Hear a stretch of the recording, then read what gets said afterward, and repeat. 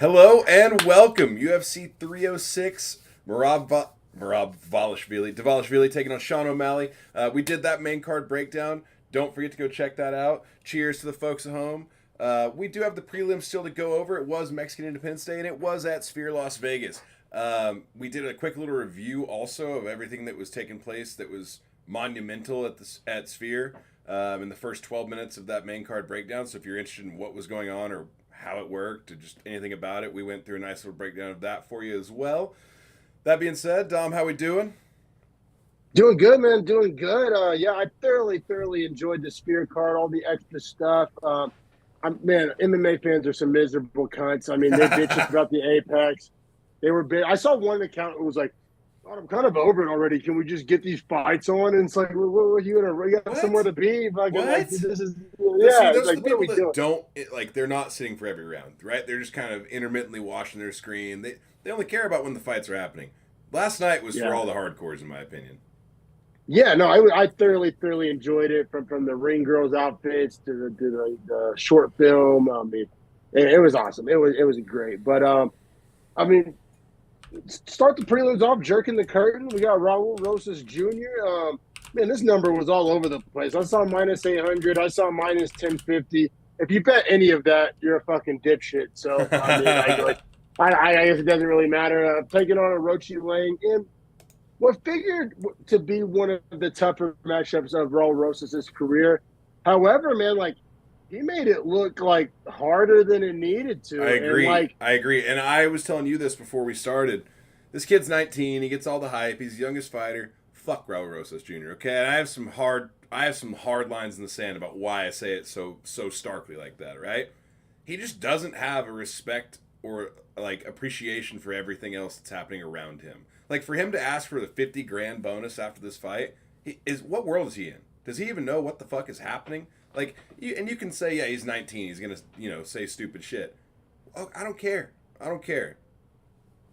well, so I'm not quite as like harsh with it as you, but I do have a take that like have the Chihuahuas gimmick be like there is. Like for example, if Sugar Sean dyed his hair but didn't have one of the sickest knockout highlight reel clips, but he still had the dyed hair and the face tattoos, nobody would give a fuck. It wouldn't be as cool. Or if like Conor McGregor had really cool suits and really cool sunglasses, but didn't have like iconic highlights to like back it up, once again, nobody would give a fuck. If Hamza Shemaev said smash everybody after just getting snoozy decisions all the time, nobody would give a fuck. It's Oh, like you the mean it's like Muhammad Makayev, who was undefeated and a snooze lord and got cut because he's a snoozy asshole and like wasn't like good to work with. That's a whole other side of the story. But like yeah, same but kind I'll of a say like, deal though. Like you can't act but like like, you're hot shit whenever you're struggling to get these decisions over a Ricci loan. well, it's just like to me, it's like the gimmick doesn't stand on its own. It's like come for the fight, stay for the gimmick. But if you're not coming for the fights, then you're not going to stay for the gimmick. I guess is where I'm at with it. Because at first I was like, oh, this is pretty good marketing, like Chihuahuas, like it's kind of catching on, whatever, the merch, like get your bag.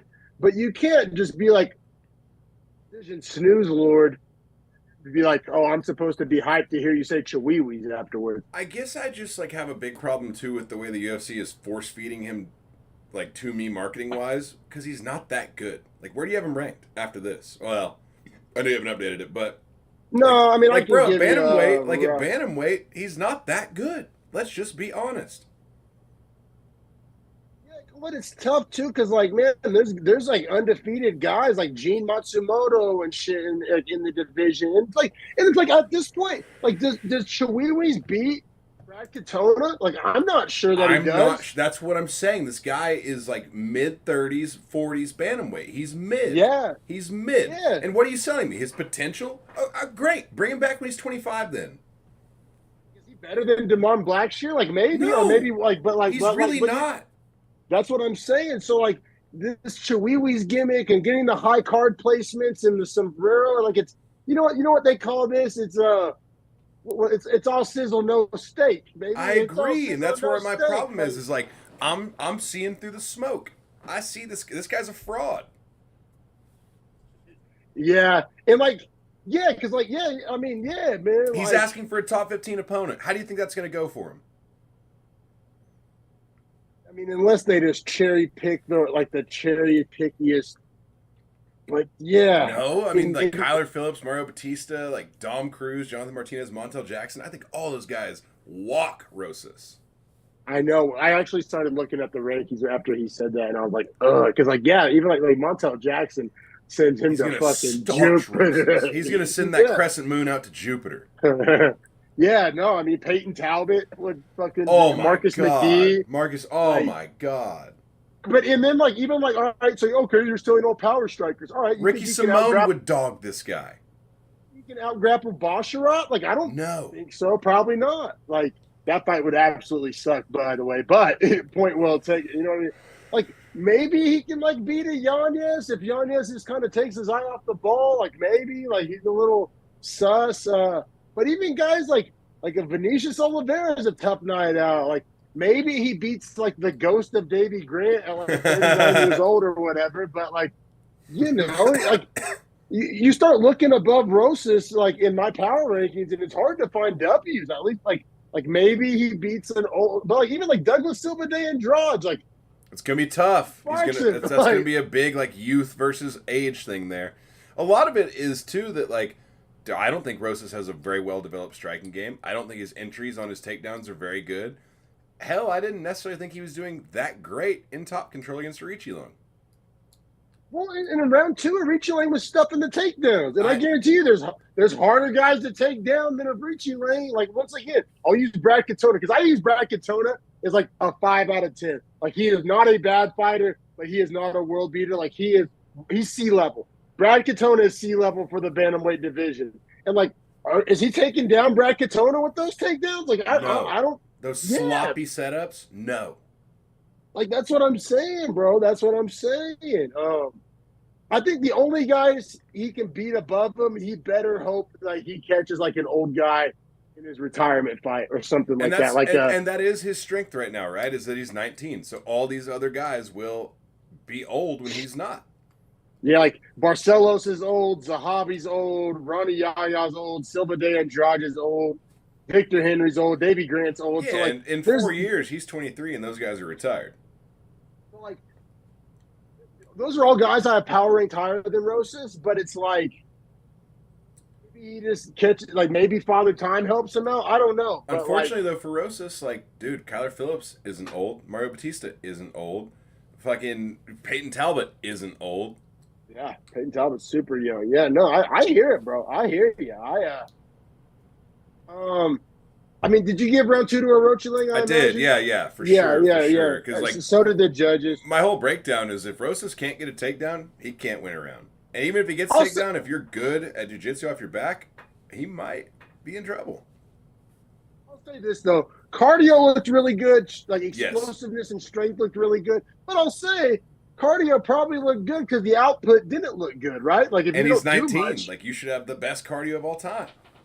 if you're not doing much, then like Yeah. how's of Like course you have a gas tank. Right, if you're just on top and a guy's got a reverse body triangle from bottom on you and you're just kind of sitting in his guard, really just kind of doing body head, you're not going to get that tired. Yeah, for sure, man. Don't need to necessarily get super X's and O's on that one, but I think we're both expressing a similar sentiment of like, I think it's like we said, all sizzle no steak with Raul Rosas Jr. Like it's all gimmick, it's all chewies. How talented is he? Well, and we said this when he debuted at 17. I remember distinctly we're like, they're marketing this to us like it's a good thing, but it's really not because he's too young. Like, he's if you're too not raw. ready, yeah. Like if you're not ready, you're not ready. Like that's why 18-year-olds don't play in the NFL. There's a reason. Like you need those 3 years of college. Like you really do for your body to grow into it and for you to learn schemes and have discipline.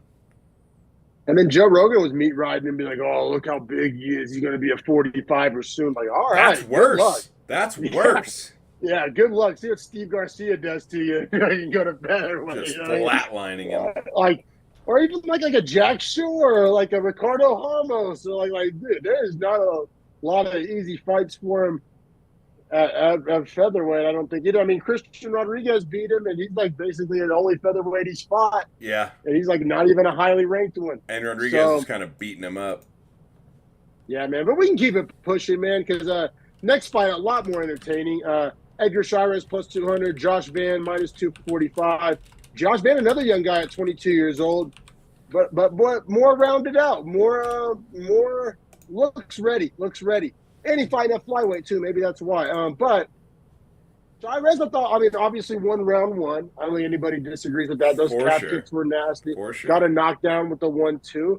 But man, for Josh Van at 22 years old to like rally back from that and then like put it on Chairez to the point where like Chairez thought about quitting like multiple times. He wanted out of there. Now credit to him for not. Whenever he landed the spinning back elbow on the fence where he was grabbing the cage to stay standing and then just whipped his whole body and land, I guess a spinning back fist, but dude, that was a crazy sequence because Van I thought was about to finish the fight. Then he gets almost finished, but you know, not even close to what Chairez was going through at that time.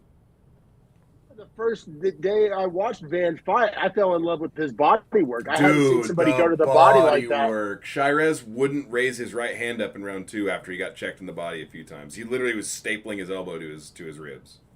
Like Van for sure goes to the body better than anybody in the flyweight division. Now that's a very, very specific niche thing. I'm not saying he's like there's a lot of guys that he probably struggles with. I'm just saying like that one specific skill set is like elite. Like his ability to box to the body is like actual A tier.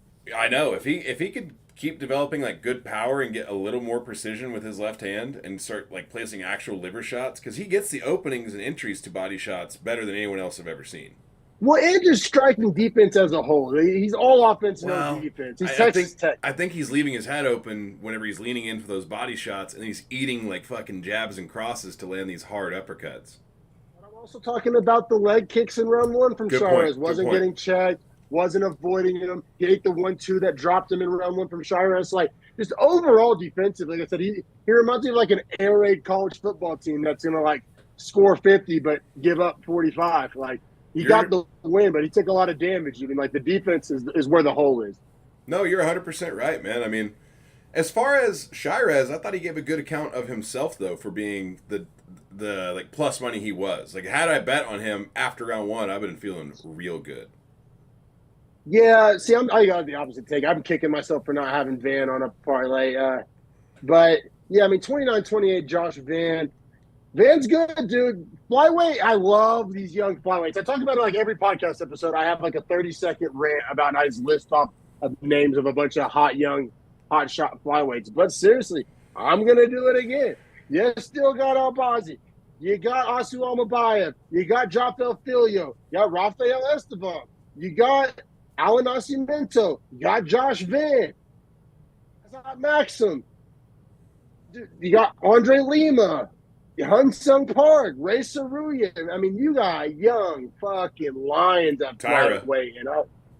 Oh, the young lion. Yeah. Sorry, I had to make sure his name got thrown in there. Thank you. Please. Yeah, that would have been a travesty. But I'm just, that's why, like,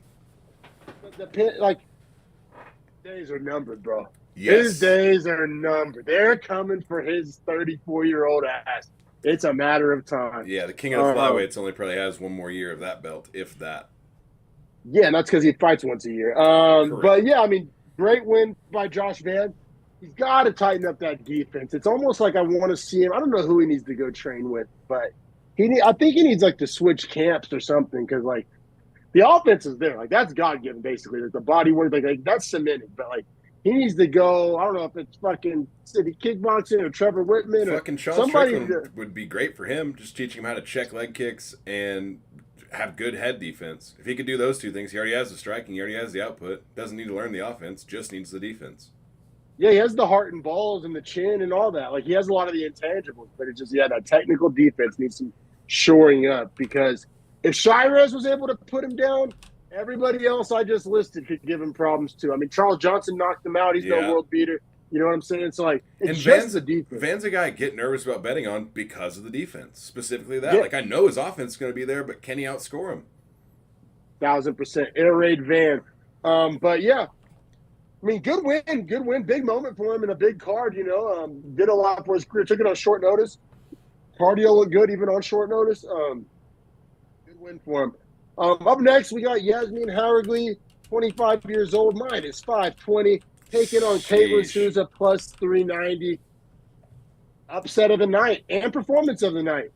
I know we were all over Howard. I think I had it 4 stars. I mean, Vegas did as well, so I don't feel too bad at the minus 520 money line. Man, the old club and sub, man. Get you a foot-long club and sub here. Caitlin Souza absolutely sparks her with the left hook. Just jumps on her back, gets the neck, chokes her out. Beautiful. Hargreaves went out on her shield, though, but or do you think she was like 2 days to tap? Like, do you think she was too, like, concussed to even realize she was being subbed? Because she goes out. She doesn't tap. She goes out. I don't know if that's a heart and balls thing or, like, I don't know where it's happening thing. I think it's an I don't know what's happening thing. She got sparked. And she was winning to that point. So it was almost like wasn't like it was a war by any means. I mean, it was a good fight from Souza, but I thought she was losing up to that point. Well, that was like Souza's one path to victory, right? She swings wild. She swings hard. I had a tweet from our Beefy Boys X account that got a little traction. It got retweeted by a few accounts that said, new Andrade just dropped. Yeah, I saw that. Yeah. I mean, yeah, got like the baby fade edge up, got the fucking, like, she literally looks and fights like Andrade. I mean, like a sloppier, younger version. Obviously, Andrade is better. You know what I was just looking at? There were only 2 Mexicans that won last night. Yeah, there was. That's tough. What, Raul Rosas and Rodriguez. When we get to it, yeah, and Rodriguez. But yeah, man. I mean, Caitlin Souza. See, and this is like, did you feel like this was fluky because she was kind of just swinging and landed like. A little. Like, I'm going to say a little bit. Because like I just said, I thought Souza was losing the fight up to that point. But I'm not going to take it away from her that she did exactly what she had to do, which was jump on her back, get her neck, choke her out. Very unique skill set. The list of strawweights that can flatline you with the left hook it's a small list. It's a very small list. Sure. Especially if Andrade probably isn't going back to strawweight anytime soon. The list gets even smaller. For sure. Like even Fioru kind of just volume strikes it, and like, I mean, she has some power, but it's I don't know. Only like 2 or 3 girls at women's strawweight. Yeah. Strawweight. Take a look through the names. Like, who can really drop you like that at strawweight? Zhang. Zhang, yeah. For sure. And like Yan Janan, if it's with a kick. There's a few that can do it with kicks. Do you count? I don't know. But, do you count if Tatiana slams you on the back of your head?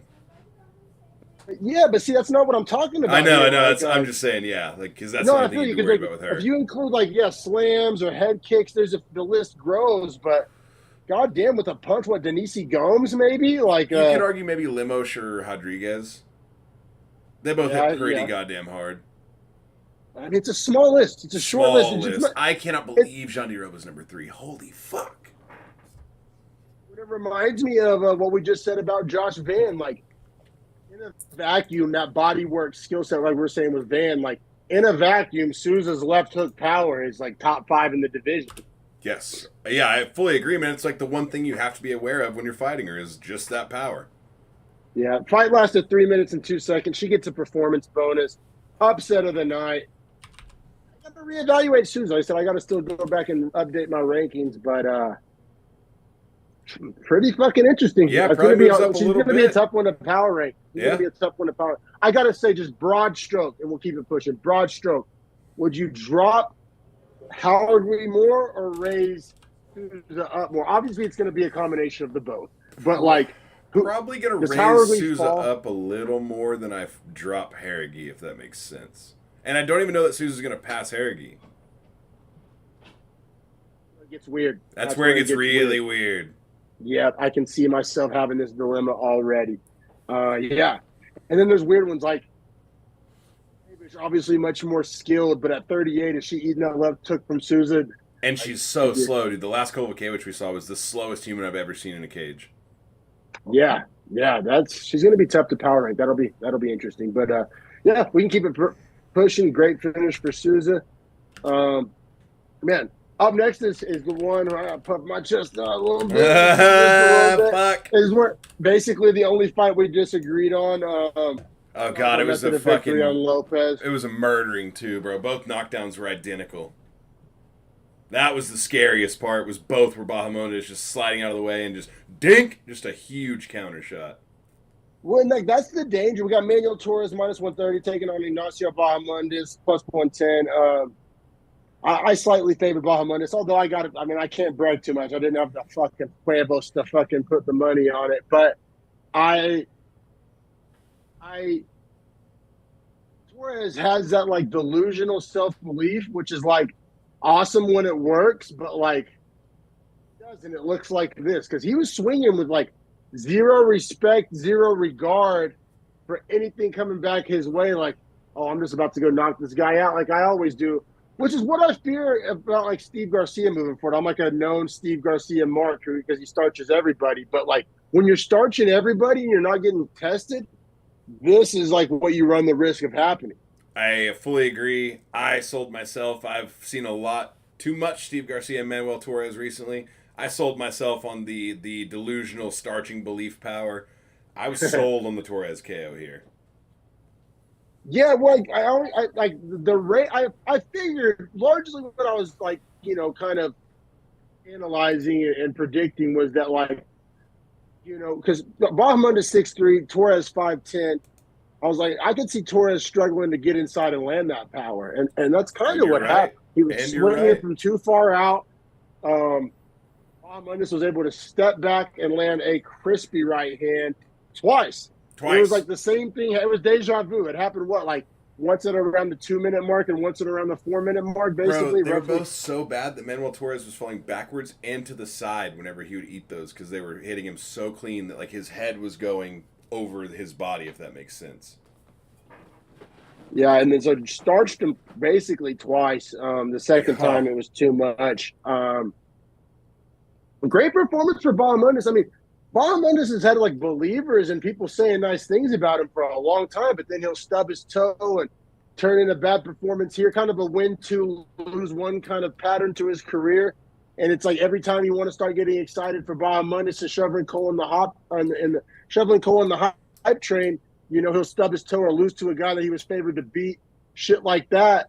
And it's just like, I still feel I don't really, my feelings about Bahamondes really hasn't changed because like I've always known he had a high ceiling and is like a tough night out and can match up with about anybody in the division. I've always known that, but then like his ability to consistently do such is like, I don't think this one win necessarily checks that box. Do you? Like, not necessarily, but I will say this for him, and I had this thought, like, those like intrusive thoughts where you're like, why am I even thinking this? Because I'm riding Torres KO, right? And then I'm thinking to myself, well, Bahamondes' training partner is Bilal, and Bilal has looked so good recently. Like, should I put more stock in the gym being hot right now? Gym is very hot.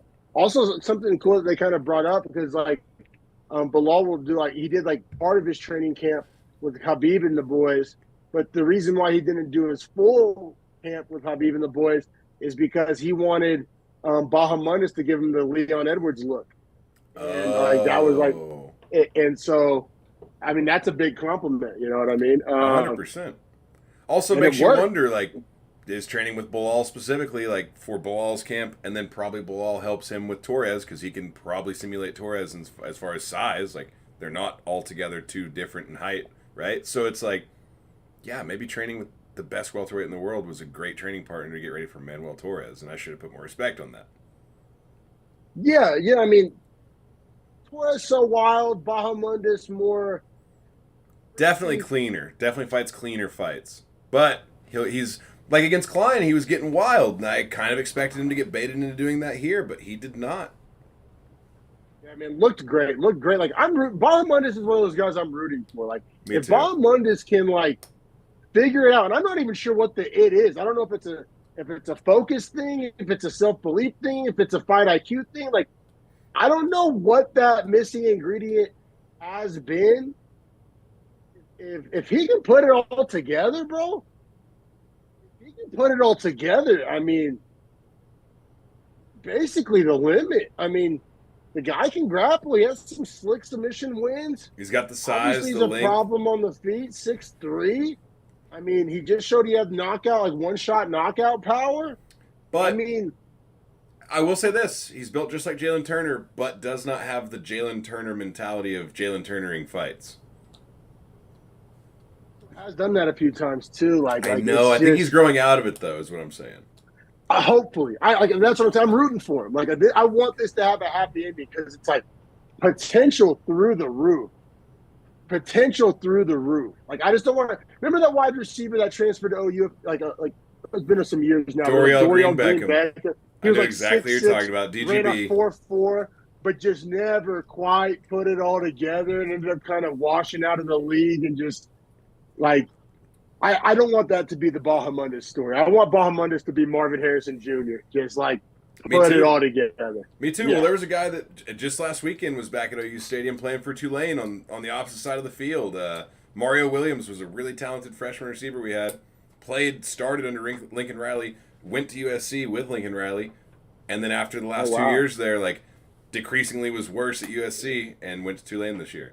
Kind of that same thing of like you came in so hot. You just got to keep working the right way.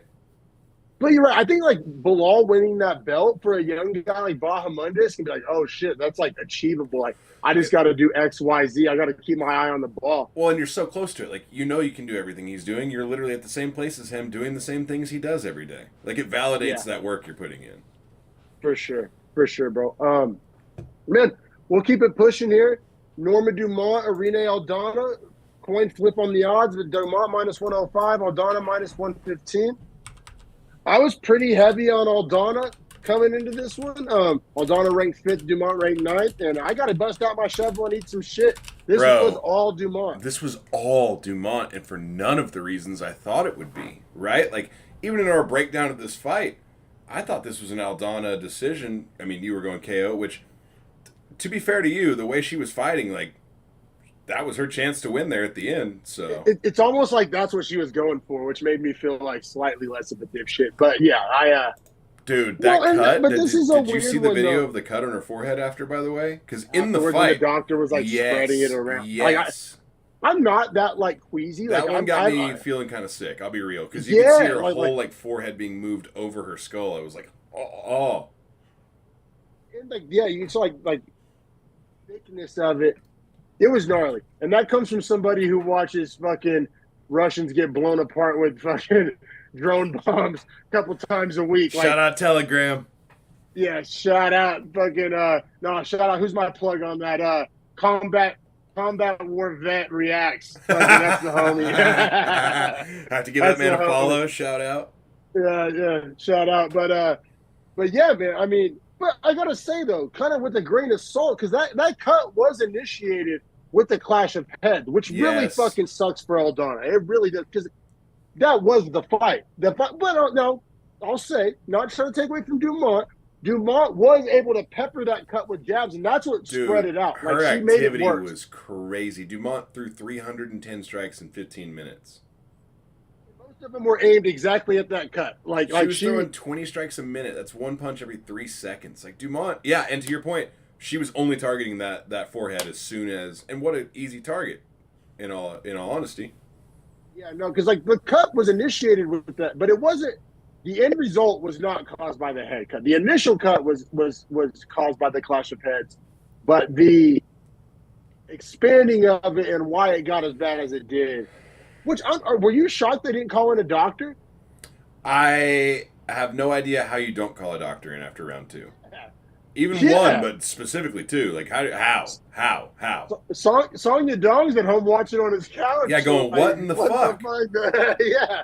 So shout out Song Yadong. Dude, Sarah Alpar got her nose put into her face, like obliterated, and they were like, "You're still good." But they brought a doctor in for that at least. Like they brought a doctor in for Cheeto one time, and it was like, no, like this isn't even necessary. Sure, bro. So I mean, it was 30-27 Dumont. I mean, you said the volume, but it wasn't volume for volume's sake. It was volume with like accuracy. Like both. Usually, it's one or the other. The body shots she landed were nice. Like she missed 8 body shots the whole fight and 2 leg kicks that she threw. So she was highly accurate when targeting body and legs. The head, she was about 40% on, but that's not terrible. And so, because Kayla Harrison's fighting Caitlin Vieira next. And Pennington's fighting Juliana Pena. Juliana Pena. Well, the thing is, Dumont and Chason have already fought.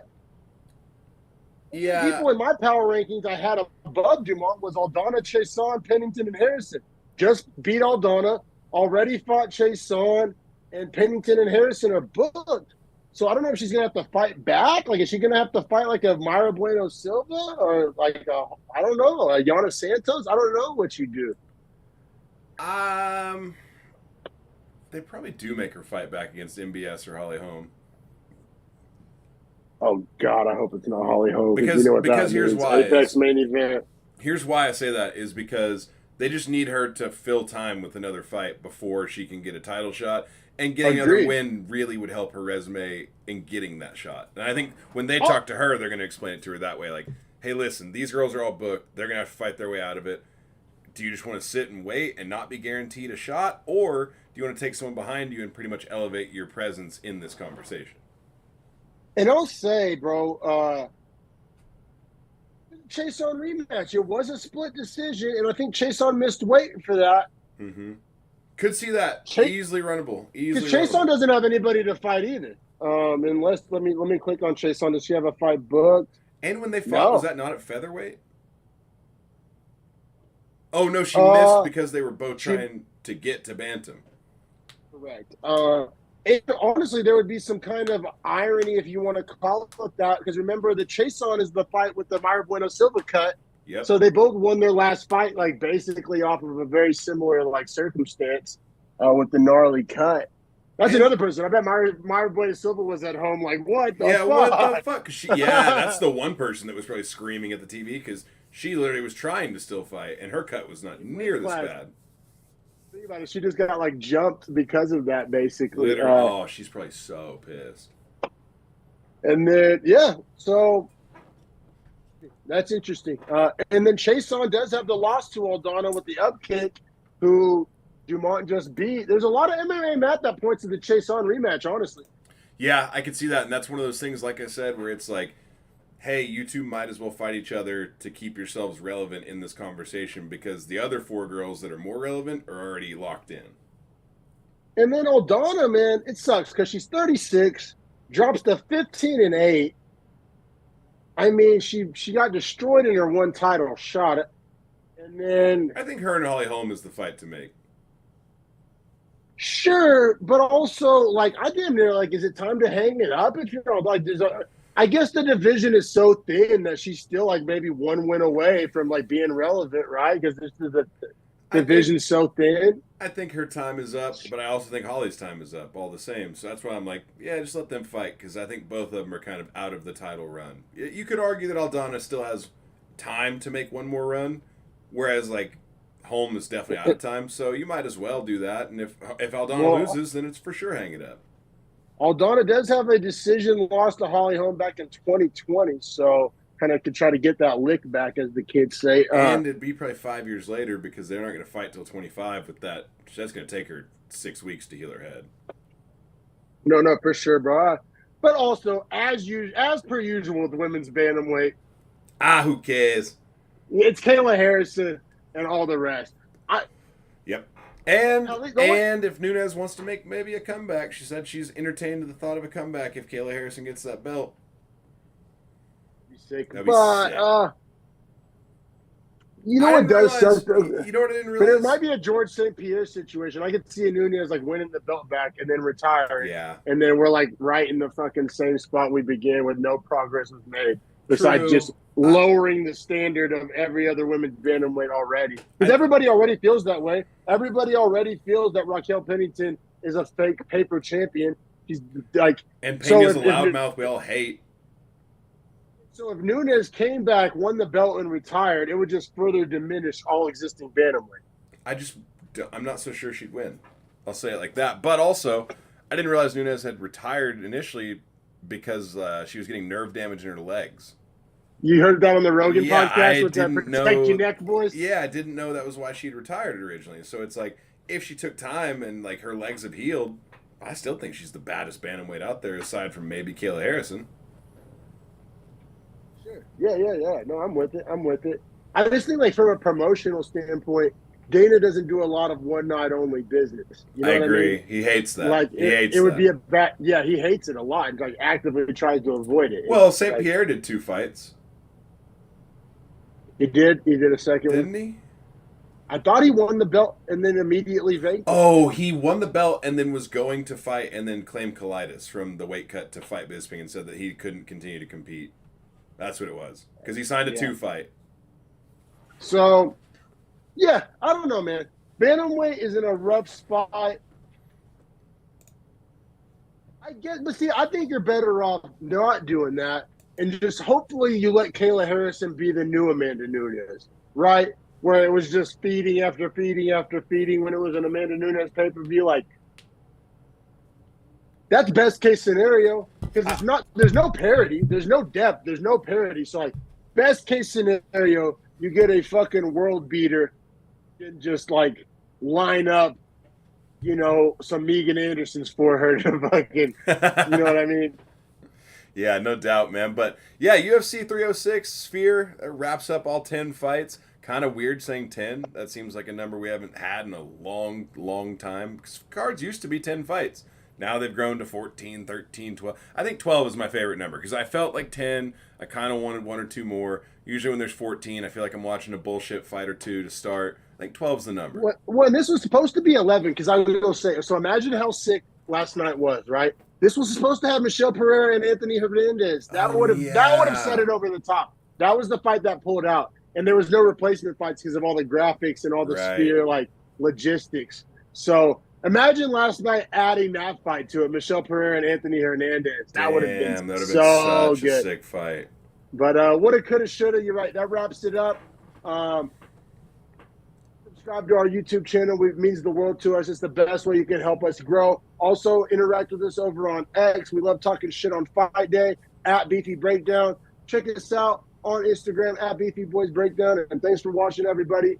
We got a week off before UFC Paris. We got Saint Denis and Money Moicano up in Paris in a couple of weeks. And so in about 10 days from now, we'll give you our betting picks. So subscribe now. That way you get the notification whenever we give you those winners, baby. But yeah, thanks for watching, everybody.